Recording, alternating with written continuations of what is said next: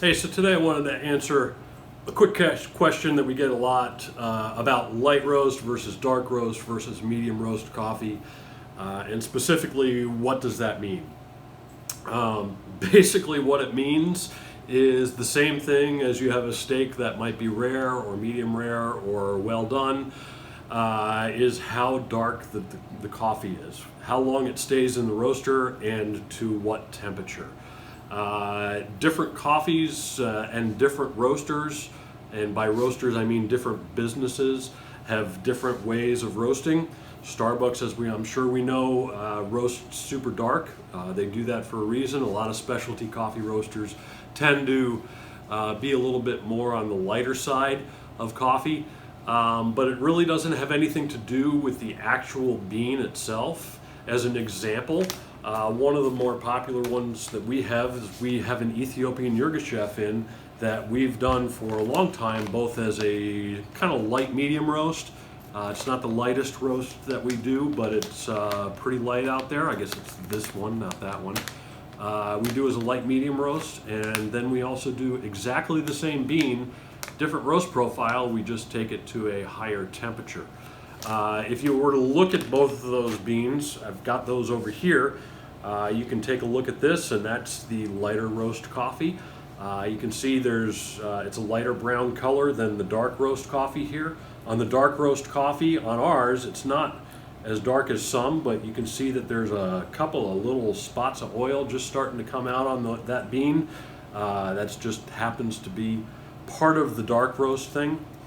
Those are some different ways of doing the coffee. On a darker roast coffee, you're typically going to have maybe a little bit of a smoky flavor to it.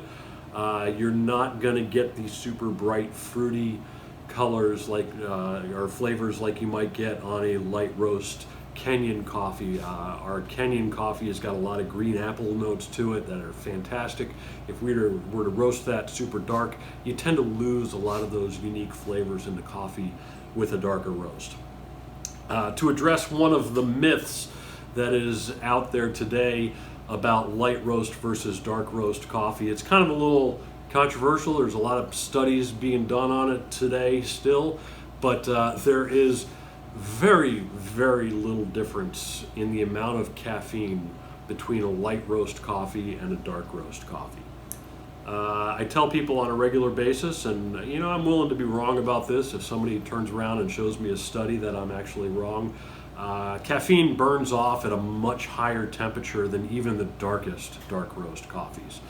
So there's the same amount of caffeine in here, but what does happen is when you're roasting darker, the bean, as it gets darker and darker, starts to expand. So there's more space in the cellular structure of the bean, and if I'm measuring my coffee using volume, if I'm using a scoop to measure out my coffee instead of a scale, then that means that you'll be scooping less beans and less bean content with each scoop of dark roast coffee than you would be with a lighter roast coffee. If you take a look at these two piles of beans here, you can kind of see the lighter roast beans are just physically smaller, and they came out of exactly the same bag of coffee, were just roasted differently. So if I were to take a scoop and measure out by volume the lighter roast coffee, there would be more dense coffee in there than there would be in the darker roast coffee, which means more caffeine content. But it's so minute and so microscopic, it's not going to make a difference to whether or not you're going to stay awake at night. So don't worry about that so much. If you really are looking for a caffeine kick, go out and buy some Robusta coffee, some cheap coffee, because that particular strain of coffee has about 3 times the caffeine content that a good Arabica coffee has. So if you can stomach that, have at it, but don't worry about the difference between a light roast and a dark roast coffee. So that's it. I'm Eric, and just want to remind you to go out and serve coffee people love.